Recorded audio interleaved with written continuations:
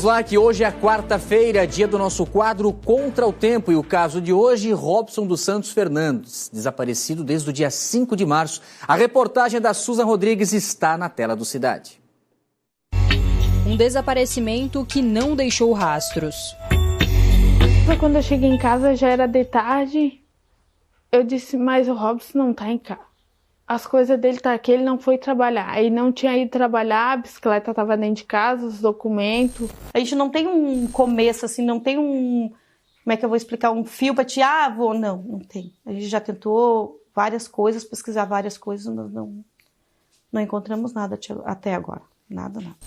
Robson dos Santos Fernandes, de 32 anos, desapareceu no dia 5 de março de 2023 em Palhoça, na Grande Florianópolis.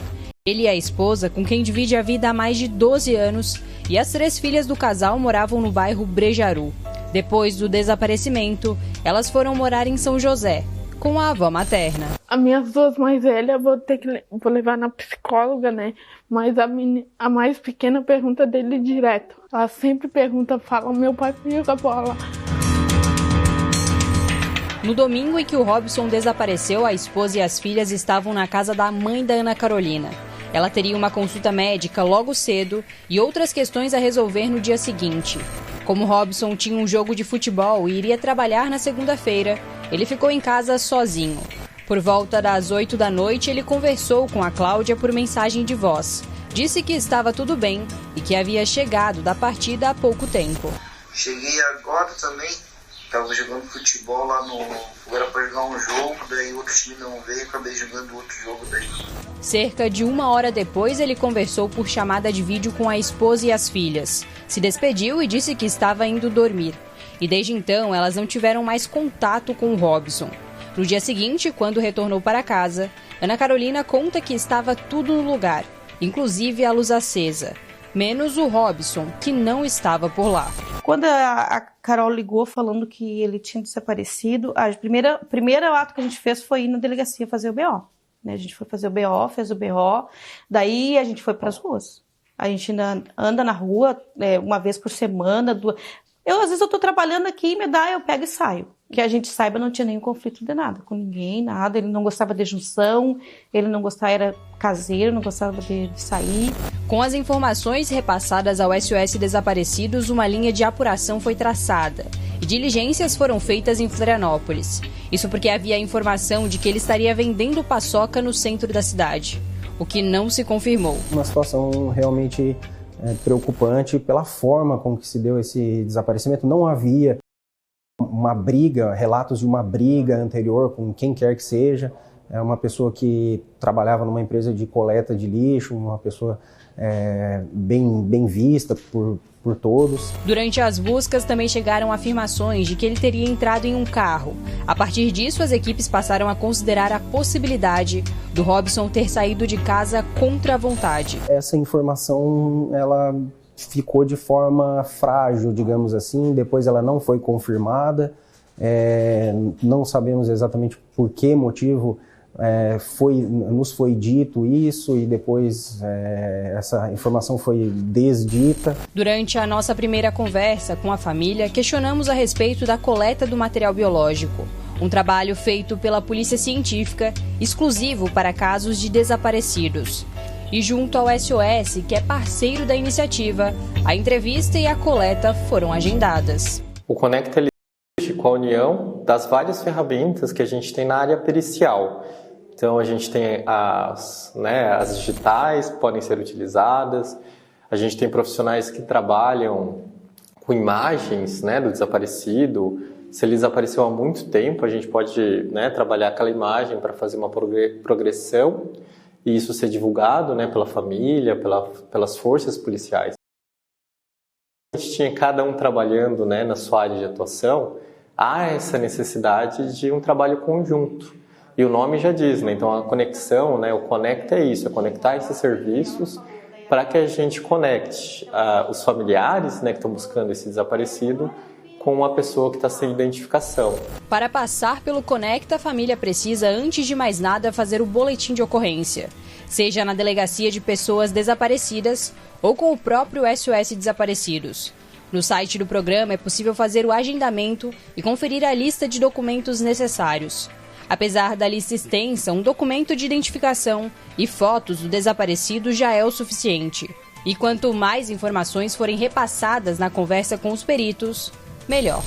Então, para isso, é necessário que a gente tenha um ambiente que o acolhimento a essa família seja efetivo. Porque a gente sabe que falar sobre o tema pode ser muito doloroso, mas é necessário falar. Só que não é necessário revitimizar. Então, a nossa ideia aqui é prestar um atendimento humanizado, em que essas famílias fiquem à vontade e sintam que são o centro da atenção da nossa instituição. Afinal de contas, né, a gente sabe que a atenção destinada a essa família ela pode ser importante tanto para que ela se sinta bem acolhida, mas também cria um ambiente favorável para que as informações realmente relevantes sejam trazidas ao nosso conhecimento. Depois da entrevista antropológica, a família do Robson agora está fazendo a coleta do material biológico. Esses dados vão ser utilizados pela Polícia Científica para uma possível identificação dele em qualquer lugar do Brasil. Isso porque essas informações estão integradas a um sistema nacional. Além da mãe, a esposa e a filha do Robson também realizaram a coleta. Isso porque o pai biológico dele está ausente. Quando você tem um pai e uma mãe buscando, né, uma pessoa desaparecida, a gente vai usar aquela genética, 50% do pai, 50% do DNA da mãe, né? Então, esses são os melhores candidatos para uma identificação. Caso esses familiares, né, o pai e a mãe estejam falecidos ou não acessíveis para essa coleta, a gente pode utilizar, né, do Robson, a filha e a mãe dessa filha. Então, a gente usa o mesmo princípio, 50% do DNA, né, da filha veio da mãe, a gente vai usar esse DNA da mãe para descobrir e os outros 50%, então a gente compara com o DNA que a gente possa encontrar num desaparecido para identificação. Então, por isso que é importante, né, mesmo que não haja genética, né, no cônjuge, né, no esposo, na esposa, no marido, a gente consegue usar esse DNA através dos filhos para fazer a identificação de alguém. Apesar de estar disponível aos familiares, o serviço do Conecta ainda é pouco conhecido. Além disso, também há barreiras que impedem essa aproximação. Quando a gente fala em DNA, bancos de perfis genéticos, todo mundo imagina aquela cena de CSI, né, de local de crime. E realmente a gente tem essa tecnologia, né, para desvendar crimes. Mas esse DNA, por lei, ele só poderá ser utilizado para a identificação da pessoa desaparecida. Então, é um alento para as famílias, né? Não tem nenhum impedimento. Esse DNA ele é proibido o uso, né, quando coletado, para uso criminal.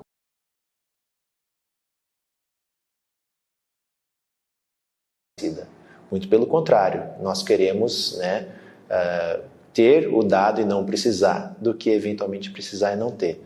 Por outro lado, é uma realidade que alguns casos de desaparecimento eles resultam em óbito, né? E essa pessoa, às vezes, ela vem a óbito, dá entrada no Instituto Médico Legal e muitas vezes pode ser que esse corpo esteja num estado de preservação prejudicado. Tem pessoas que entram aqui já esqueletizadas ou sem condição de serem visualmente reconhecidas. Portanto, nessas situações, nós tentamos confirmar a identificação dessas pessoas pela arcada dentária ou por um exame de antropologia forense e, se isso não for possível, por um exame de genética. O Robson ainda não foi encontrado, mas essa nova possibilidade de busca trouxe mais esperança para a família. Para nós, sim, foi mais uma porta aberta, né? A gente se sente mais amparado, né, por um outro vínculo, né, que é esse vínculo, né, que atinge o Brasil todo, assim, né? Então, para nós foi muito bom. Foi mais uma porta aberta para nós poder achar o meu filho, né?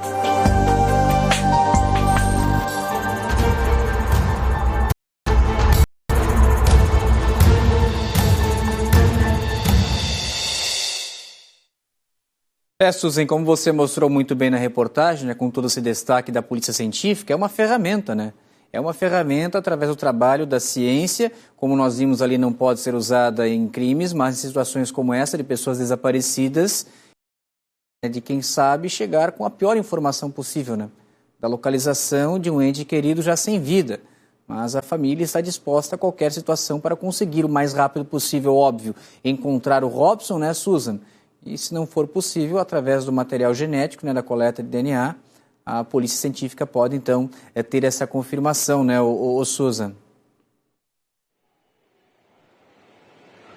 Exatamente, Zanotto. E um destaque, né, para o atendimento humanizado. A nossa equipe acompanhou tanto a entrevista antropológica como também a coleta. E a gente percebeu que a família do Robson estava bastante confortável em conversar com os peritos. Isso porque o ambiente foi favorável para isso. Como você disse, né, o Robson segue desaparecido, a família segue incansavelmente nessas buscas, como o SOS Desaparecidos, que segue realizando diligências para encontrar ele, mas até o momento não há atualizações desse caso. Por isso, a gente utiliza o canal para pedir, caso alguém tenha alguma informação a respeito do Robson, alguma atualização desse caso, que entre em contato com o SOS Desaparecidos pelos números 4836654715 ou WhatsApp 48991568264.